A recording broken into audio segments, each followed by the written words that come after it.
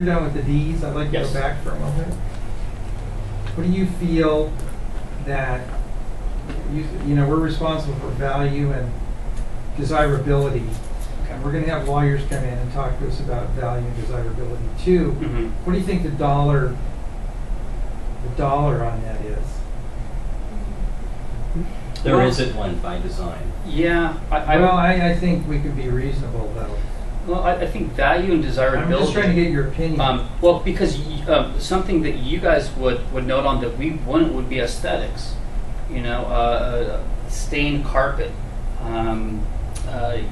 discolored. The inside of a house is discolored because someone's been smoking there for 30 years. Well, that's going to devalue the house when someone comes in and looks at it and smells that smoke. I was just trying to see if you have a threshold of value that you kind of use in your everyday business.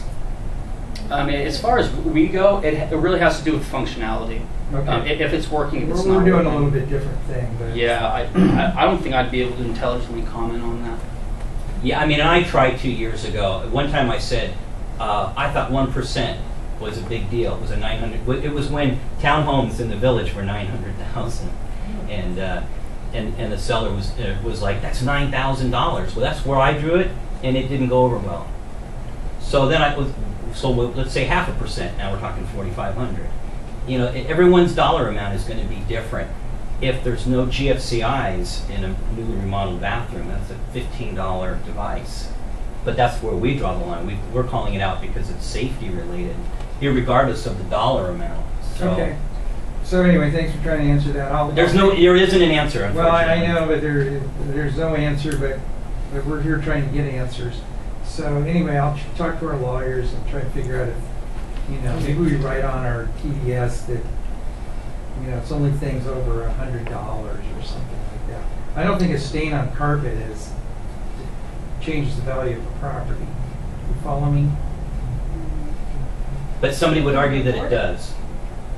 Well, they can sue me for a stain. Let's see, you have bigger things I'm concerned about. Yeah. So anyway, I'm not trying to stop you. I'm just, I'm trying to find out how our job ties into your job.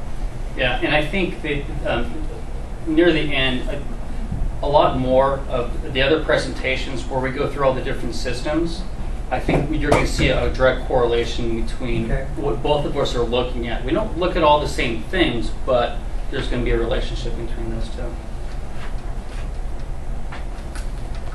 Okay. When we call it something to be repaired, we don't prescribe the specific repairs that need to be done. The reason for that is there may be a plumbing issue, and a plumber can come out and give one type of repair, where another plumber can prescribe another type of repair that may be as good, if not better than that.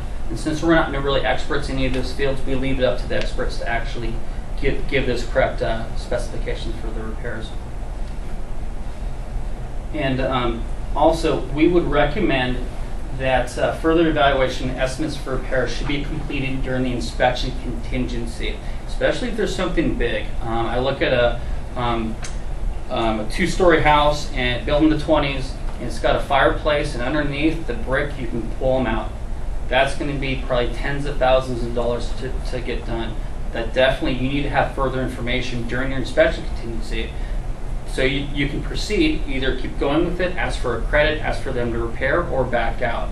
But they need that knowledge, and especially with larger things. So getting an inspection earlier on during your inspection contingency will sometimes give you a little bit of a buffer in case certain items do come up like that. So let me add something, because Susan Jensen has a very good practice. If anything goes wrong on the house, she gets a bid for it, and she asks for the request for repairs, and she attaches the bids. Do you do that, Judy? I have, yeah. You got the time. Yep. So it gives the customer an idea of the cost, and it also allows the seller to get the job done if it gets pushed over to the seller. So it's a very good practice. And of course, the repair should be completed during appropriate timelines, depending on if you're going to ask the sellers to repair those.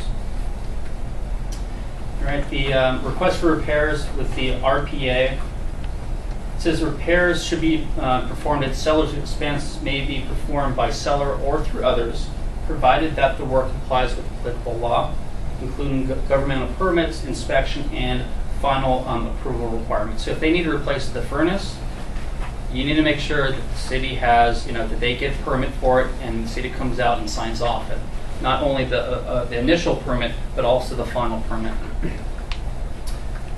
Continuing repairs shall be performed in good, skillful-like manner with materials of quality and appearance comparable to existing materials. So it doesn't have to be exactly the same, but it has to be comparable. So if there's a damage to a granite countertop, they can't replace it with plywood. So that's kind of specified in there.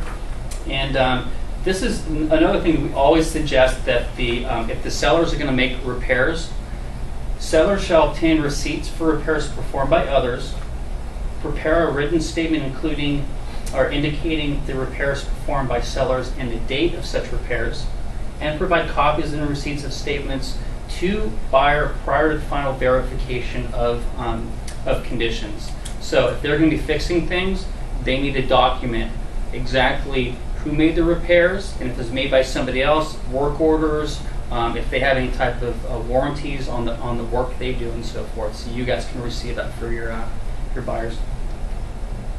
It's pretty much why you'll get some home inspectors, probably the majority, who will not come back and verify repairs. It's perceived as too big a liability for us to come back and almost rubber stamp that repair was done and that it was done correctly. In some instances, those in our ranks can determine that. We know if double tapping of electrical wires in the panel, if it's still there, it wasn't corrected. If it's been, I think it's either being clear that the receipt for the work that was done is what the buyer gets as their proof that it was done and done right, and if they have any issues down the road, they have that recourse through that receipt. Or for the few inspectors that will go back and verify repairs, that there's a clear understanding with the buyer that we're not guaranteeing or warranting. We're just coming in as their advocate, an independent third party with a limited generalist's knowledge to do our best to see if repairs have been done. Still have to get the paperwork, though, according to your own contract. So it's important that that piece of paperwork transferred through escrow to the new buyer as well. Again, if they have any problems with that furnace down the road, if it's a new furnace installation, they need to know where they're going to go, what company, and for warranty information there. Right, California law for home inspections. Once again, it's Business Professional Code 7195. Back in 96, legislative section took effect in 97, and actually defines what a home inspector is, and as well as what a home inspection is, and imposes certain duties and constraints. The preamble to the bill. So this is why the intent of the bill. It says, is the intent of the legislation enacting this act to assure that consumers of home inspection services can rely upon the competence of home inspectors. Is the intent of this legislation that in ascertaining the degree of care that will be exercised by a reasonably prudent home inspector, the court may consider the standards of practice and the code of ethics of the California Real Estate Inspection Association, as well as the American Society of Home Inspectors. Craig brought copies of the CREA standards of practice, and when we're done, if you guys want a copy, you can actually read through it. So basically, if there's any litigation that goes to the court system can use the standards of practice that we abide by as being the minimum standards that we should be doing for you, because there's no specific laws regarding it. So you guys got standard of care creep, just like we do, right? Standard practice is going up every year, is it not? When you say going up every year, more is well, for us, more is expected of us each year. I'm assuming that you have that too. Well, I think that there is some differences as far as what we do in looking at the systems. They're kind of set, and I don't know if related to realtors, because of new litigation that's coming out, such as the golf course, and other things that come, and then you guys receive more forms related to that, so there's more work for you guys to do.